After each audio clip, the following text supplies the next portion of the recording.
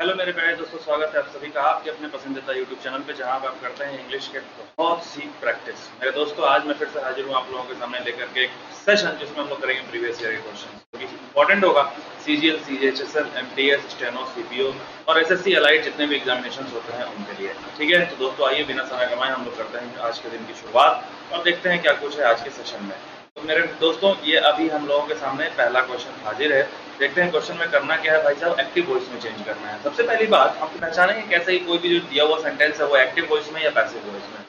मेरे भाई लोग, बस इतना याद रखो, जैसे इस सेंटेंस को हम पढ़ रहे हैं तो हमको इतना तो पता है ना मेरे भाई कि हैज, हैव, हैड के साथ क्या यूज होता है।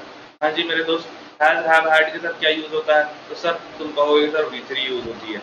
अगर तुमसे ये कहा जाए कि अगर इसी हैज, हैव, हैड के साथ, अगर इसी हैज, हैव, हैड के साथ बीन लगा है तो फिर हैज, हैव, हैड के बाद बीन के बाद क्या होता है? तो तुम कहोगे सर V4 होता है। क्यों होता है? क्योंकि ये तुम लोगों ने पढ़ा है परफेक्ट कंटिन्यूअस टेंस में। परफेक्ट कंटिन्यूअस टेंस में क्या है मेरे भाई? Has been, have been, had been, will have, will, shall have plus been plus V4। V4 पढ़ा है क्यों? क्योंकि वो है परफेक्ट कंटिन्यूअस टेंस का पार्ट। लेकिन यहाँ पर क्या है मेरे दोस्तों, जरा ध्यान देना, have been interviewed, ये तो वर्ब की थर्ड फॉर्म है। तो has, have, had के बाद बीन आया, बीन के बाद V4 आना चाहिए था, लेकिन V4 ना करके आ गया V3। दैट मीन्स ये सेंटेंस कौन से वॉइस में है? ये पैसिव वॉइस में है।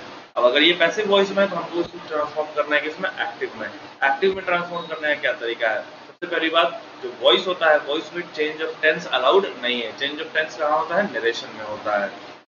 यहाँ पर हम लोग हैडबिन को हैडबिन में ही रहने देंगे। ठीक है, हैडबिन को हम किसमें रहने देंगे? हैडबिन मतलब हैड को हम हैड में ही रहने देंगे। उसके बाद हम देखते पहले यहाँ पे क्या लिखा है? बाय हिम, बाय हिम लिखा है, यानी कि सेंटेंस का सब्जेक्ट क्या हो जाएगा? ही हो जाएगा। अब आ जाओ हम लोग चलते हैं ऑप्शंस की तरफ। कह रहा है कि how many candidates has he interviewed before lunch. यहाँ तो हैज आ गया, ये तो प्रेजेंट हो गया। यहाँ पे है डिड, डिड यानी कि सिंपल पास्ट है।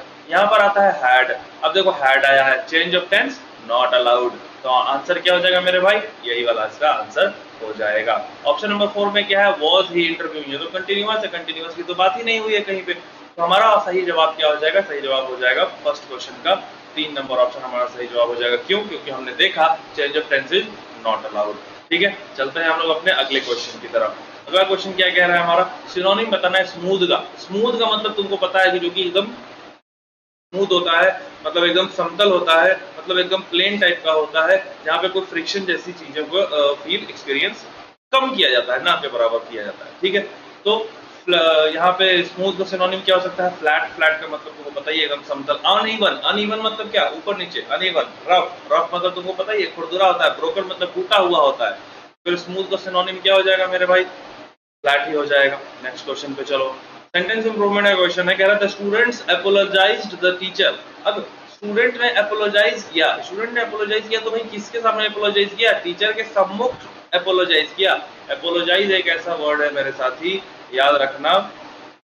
इसके बाद हम लोग टू प्रीपोजिशन का यूज करते हैं। ढूंढो ढूंढो ढूंढो, कहाँ है टू प्रीपोजिशन? ये रहा टू प्रीपोजिशन। क्वेश्चन नंबर 3 का आंसर हो जाएगा 3। छोटी छोटी जो चीजें मैं बता रहा हूँ इसको आप लोग याद करते चलिएगा। जैसे यहाँ पे हमने बताया कि अपोलोजाइज के बाद टू प्रीपोजिशन का यूज किया जाता है, याद रखना है इसको। अगले क्वेश्चन पे चलते हैं। ये सेंटेंस इंप्रूवमेंट का क्वेश्चन है? नहीं, ये सेंटेंस इंप्रूवमेंट का नहीं है, नरेशन है क्वेश्चन। ठीक है, नरेशन है क्वेश्चन है। जैसा कि आप देख पा रहे हैं कि यहाँ पर डबल कोट्स लगा हुआ है। डबल कोट्स लगने का मतलब ये डायरेक्ट स्पीच में है, तो डायरेक्ट को हम चेंज करेंगे इनडायरेक्ट में। मेरे साथ ही जब हम डायरेक्ट को इनडायरेक्ट में चेंज करते हैं तो किन किन बातों का ध्यान रखते हैं? सबसे पहली बात तो ये याद रखना कि इसको हम लोग क्या कहते हैं? इसको हम लोग कहते हैं रिपोर्टिंग क्लॉज। हाँ जी मेरे भाइयों, क्या कहते हैं इसको हम लोग? Reporting clause. रिपोर्टिंग क्लॉज का जो सब्जेक्ट होता है उसको कहते हैं subject of reporting clause. Reporting clause का जो ऑब्जेक्ट होता है उसको कहते हैं ऑब्जेक्ट ऑफ रिपोर्टिंग क्लॉज। और ये जो वर्ब यहाँ पर यूज हुआ है इसको हम लोग कहते हैं रिपोर्टिंग वर्ब। क्या कहेंगे इसको? Reporting verb. बिल्कुल सही कहा तुमने। फिर इसके बाद यहाँ पर आता है हमारा सेंटेंस शुरू होता है द स्टार्स। द स्टार्स तो मेरे भाई नाउन है। नाउन का मतलब कौन सा पर्सन? Third person. तो हमने आपसे कहा था पिछले क्लास में कि अगर रिपोर्टेड स्पीच का सब्जेक्ट, अगर रिपोर्टेड स्पीच का सब्जेक्ट फर्स्ट पर्सन में हो, अगर रिपोर्टेड स्पीच का सब्जेक्ट फर्स्ट पर्सन में हो तो ये चेंज हो जाता है किसमें? According to subject of RC. अगर यही सेकंड पर्सन में हो तो ये चेंज हो जाता है किसमें?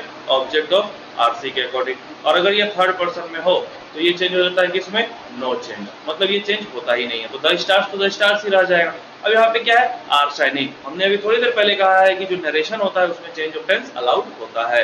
तो ये आर किसमें ट्रांसफॉर्म हो जाएगा मेरे भाई? वर्ब में हो जाएगा। और ढूंढते हैं कहाँ है वर्ब। यहाँ पर क्या लिखा है? आर, ये कैंसिल आउट हो गया। और यहाँ पे क्या?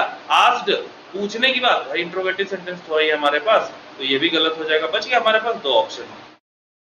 अब बात ये आती है कि टू नाइट को किस में चेंज करेंगे। आपको पता है कि वर्ड्स डिनोटिंग प्लेस,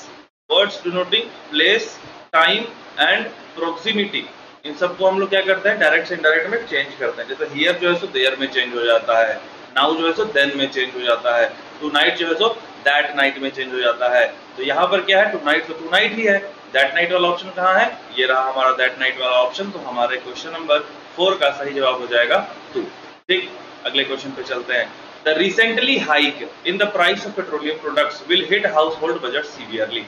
भाई मेरे, हाइक यहाँ पर क्या है, नाउन है। कैसे पता चला सर, यहाँ पर आर्टिकल यूज किया गया है, तो आर्टिकल तो सर ये नाउन के लिए यूज होता है। अब नाउन के लिए एडजेक्टिव का यूज करते हैं हम लोग, यहाँ पर यूज क्या हो गया, एडवर्ब। तो रिसेंटली हाइक नहीं होगा, यहाँ पर क्या हो जाएगा, रिसेंट हाइक होगा। ये तो काफी आसान सा क्वेश्चन था, द रिसेंट हाइक होगा ना कि रिसेंटली हाइक होगा। सही जवाब क्या हो जाएगा, 2 नंबर।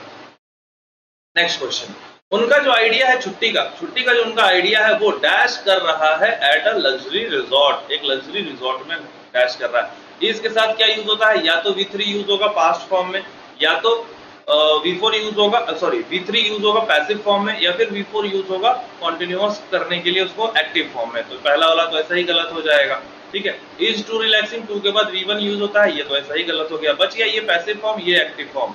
ठीक है, अब देख लेते हैं हम लोग यहाँ पर क्या यूज हो सकता है कि उनका आइडिया जो है, हॉलीडे का जो उनका आइडिया है वो रिलैक्स हो रहा है।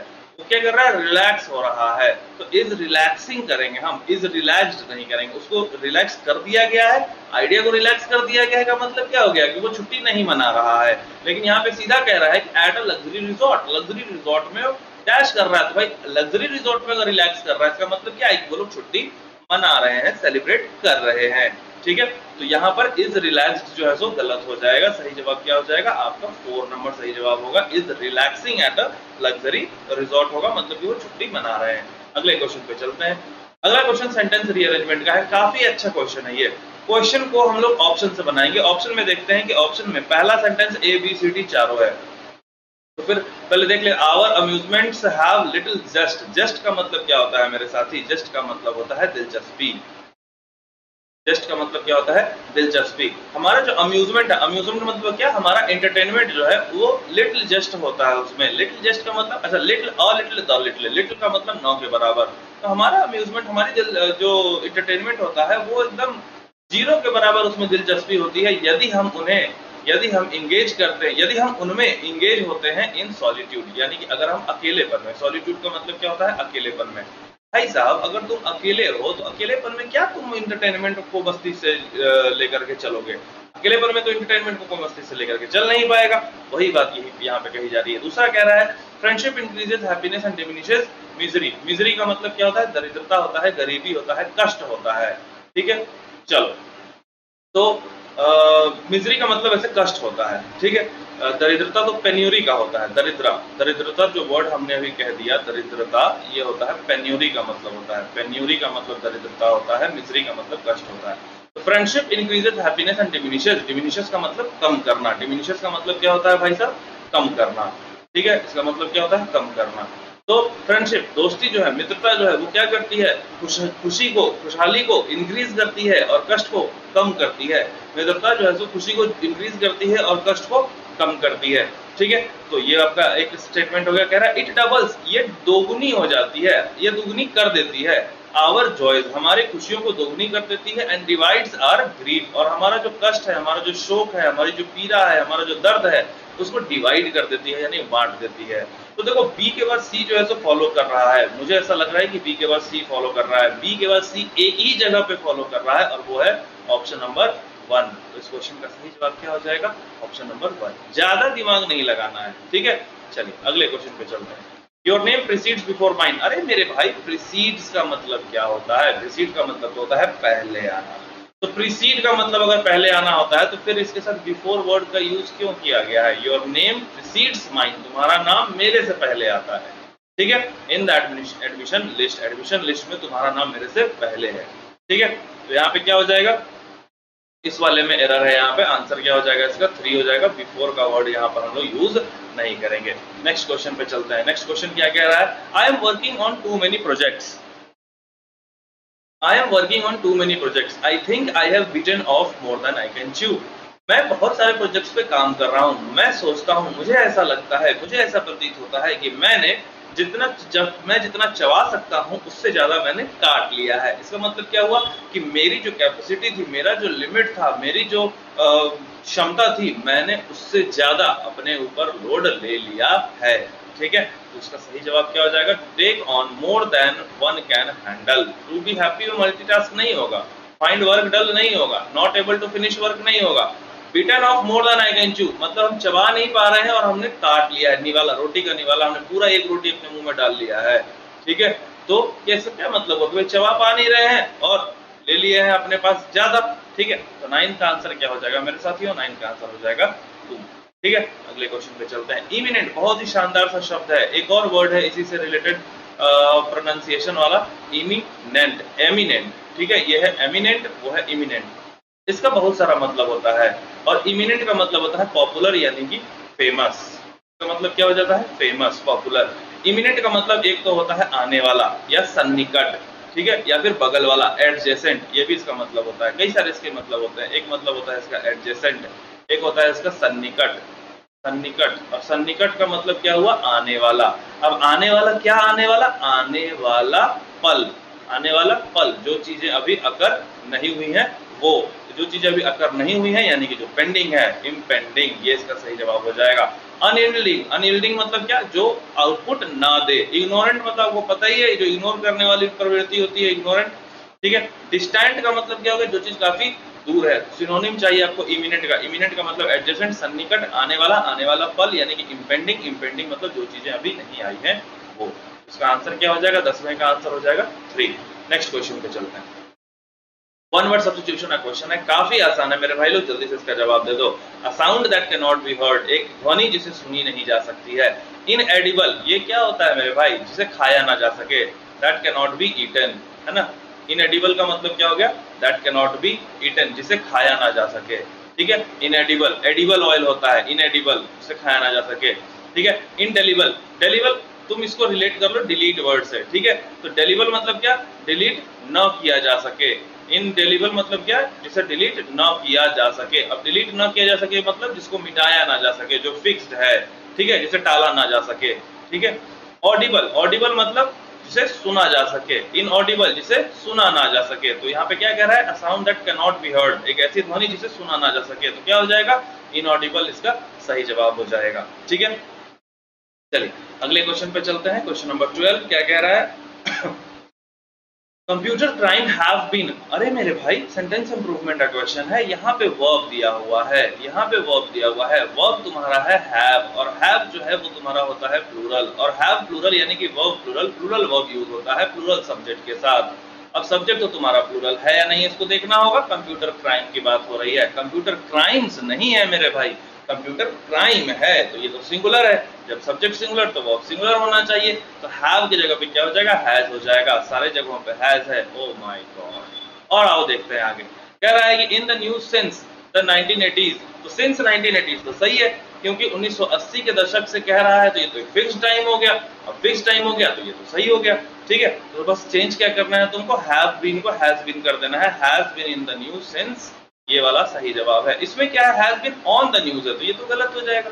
Has been in the news, from दे दिया। देखो फ्रॉम नहीं होगा यहाँ पे। फ्रॉम का यूज हम कब करते हैं? जब दो टाइम फ्रेम होगा, एक इतने से लेकर के इतने तक। ठीक है, फ्रॉम 1980s टू 2002, अगर इस तरह से रहे तब हम लोग वहां पे फ्रॉम का यूज कर सकते हैं। दो टाइम फ्रेम होगा तब फ्रॉम का यूज कर पाएंगे। यहाँ पे दो टाइम फ्रेम तो है नहीं, एक ही टाइम फ्रेम दिया है। कह रहा है कि उस समय से लेकर मतलब प्रेजेंट तक, तो यहाँ पे क्या हो जाएगा? सिंस का यूज करेंगे। अगले क्वेश्चन पे चलते हैं। A glass container to keep fish, ये तो बच्चा जानता है कि एक ऐसा ग्लास का कंटेनर जिसमें मछलियों को रखा जाता है, एक्वेरियम कहा जाता है।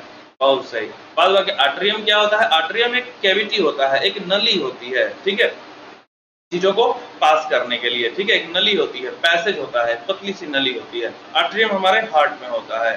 ठीक है, चलिए बीकर आप जानते ही हैं, बीकर केमिस्ट्री लैब में देखे ही होंगे। बीकर इस तरह से होता है ना। वास, वास क्या होता है? फूल पत्ती रखने वाला जो होता है, घरों में वास हम लोग रखते हैं, वो वास हो गया। आंसर क्या है इसका? एक्वेरियम। अगले क्वेश्चन पे चलते हैं, वॉइस में चेंज करना। कह रहा है कि ट्रम्पेट्स आर बीइंग ब्लोन। अच्छा मेरे भैया, आर के बाद बीइंग आ गया, आर के बाद बीइंग आ गया यानी कि कंटिन्यूअस। कौन सा continuous? Present continuous. Present continuous है अगर, और इसको हमको चेंज करना है एक्टिव में, तो आर बीइंग ब्लोन की जगह पे क्या हो जाएगा? आर ब्लोइंग हो जाएगा। यही तो होगा ना भाई साहब, आर बीइंग ब्लोन की जगह पे क्या हो जाएगा? आर ब्लोइंग होगा। यहाँ पे वर लिखा है गलत है, ब्लो लिखा है गलत है, ब्लू लिखा है गलत है, आर ब्लोइंग लिखा है, ये वाला ऑप्शन सही है। बारीकियों को देखो, पूरे चेंज सेंटेंस को पढ़ने की जरूरत नहीं है। अगले क्वेश्चन पे आ जाओ। क्वेश्चन नंबर 15 कह रहा है सेंटेंस इंप्रूवमेंट करने के लिए it is good to take into account all the important factors before making a decision. अच्छा, it is good to take into account, take into account, it is good to take into account. इसमें sentence improvement क्या करना है? मेरे ख्याल से इसको replace करना है या फिर मीनिंग बताना है। टेक इनटू अकाउंट, इसमें मीनिंग बताना है, सेंटेंस इंप्रूवमेंट वाली बात नहीं है यहाँ पे मीनिंग बताने की बात हो रही है। ठीक है, एक बार और फिर से देख लूं मैं। हाँ, यहाँ पे मीनिंग बताना है। इस ये जो ईडीएम है ना, इस ईडीएम का तुमको मीनिंग बताना है, सेंटेंस इंप्रूवमेंट की बात नहीं है यहाँ पे मेरे भाई, माफ करना। यहाँ पे तुमको क्या करना है? मीनिंग बताना है, इंप्रूवमेंट नहीं करना है। तो टेक इनटू अकाउंट का मतलब क्या होता है? किसी चीज को अपने जानकारी में लेना। जानकारी में लेना का मतलब क्या होगा? कंसीडर करना, है ना। तो आंसर क्या हो जाएगा? It is good to consider all the important. Control का मतलब तो नियंत्रित करना होता है, ये होगा नहीं। सेलेक्ट का मतलब चुनना, ये होगा नहीं। लीव का मतलब छोड़ना, ये होगा नहीं। क्या हो जाएगा? अपने संज्ञान में लेना, कंसीडर करना। ठीक है, नेक्स्ट क्वेश्चन पे आते हैं। No sooner did the child start crying, बहुत बढ़िया, देन। अच्छा, आपको पता होना चाहिए कि नो सूनर एक ऐसा कोरिलेटिव कंजंक्शन है जिसके साथ यूज होता है THAN, देन। यहाँ पर क्या आया है? THEN, देन आया है। तो ये वाला तो क्या हो जाएगा? गलत हो जाएगा, देन की जगह पे देन हो जाएगा। वैसे आपको हम बता दें, नो सूनर एक स्ट्रक्चरल कंजंक्शन भी है।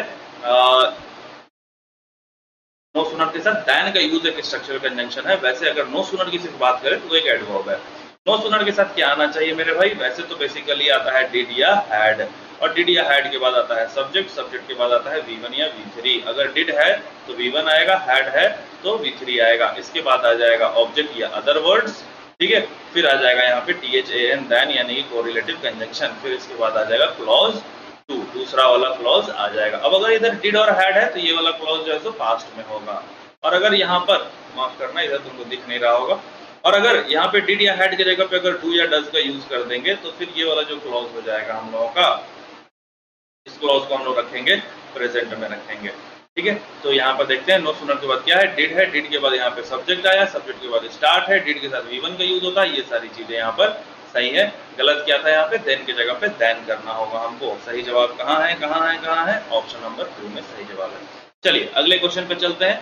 कैमरेडरी, कैमरेडरी का मतलब क्या होता है? कैमरेडरी का उल्टा चाहिए। कैमरेडरी का मतलब होता है मित्रता। कैमरेडरी का मतलब क्या होता है? मित्रता, सौहार्द। सौहार्द क्या होता है इसका मतलब? सौहार्द, मित्रता, हार्मनी। ठीक है, तो यहाँ पर आंसर कंपेनियनशिप का मतलब तो वही है। तो भैया ग्रुप में रहना, कंपनी में रहना। फ्रेंडशिप का मतलब मित्रता ही होता है। अमिटी का मतलब वही होता है, मित्रता ही होता है, मेलजोल ही होता है। बच गया डिसलाइक, तो एंटोनिम चाहिए। तो कैमरेडरी का आंसर क्या हो जाएगा? उल्टा डिसलाइक हो जाएगा। तो 1 विल बी द सही जवाब। आ जाओ अगले क्वेश्चन पे चलते हैं। एंटोनिम चाहिए किसे? क्रिटिसाइज। क्रिटिसाइज का मतलब क्या होता है भाई साहब? आलोचना करना। ठीक है, आलोचना करना। ठीक है, क्रिटिसाइज का मतलब क्या हो गया? आलोचना करना। तो आलोचना करना का उल्टा क्या हो जाएगा भाई? अगर आप किसी की आलोचना कर रहे हैं, आलोचना करना है मतलब अरे देखो ना वो कैसा इंसान है यार, कोई भी बात उसको समझाओ तो समझ में नहीं आता है, क्यों ऐसा करते हो मेरे भैया? इस तरह की बातें करना, किसी के बारे में उल्टी पुल्टी बातें करना, क्रिटिसाइज करना, आलोचना करना।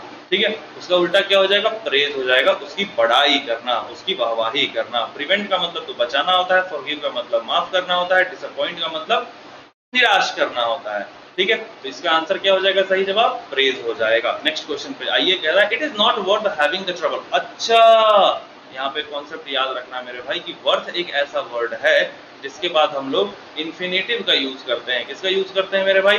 इन्फिनेटिव का यूज करते हैं। वर्थ के बाद हम लोग जीरंड का यूज, वर्थ के बाद हम लोग जीरंड का यूज नहीं करते हैं, इन्फिनेटिव का यूज करते हैं। तो it is not worth having की जगह पे क्या हो जाएगा?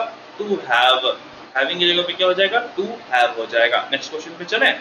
चलिए आइए, कौन से वर्ड की स्पेलिंग सही है? वियर्ड। अच्छा, वियर्ड तो सही लग रहा है। कैंसल, अरे भाई साहब कैंसल का स्पेलिंग गलत कर दिया, बताओ। रिसीव,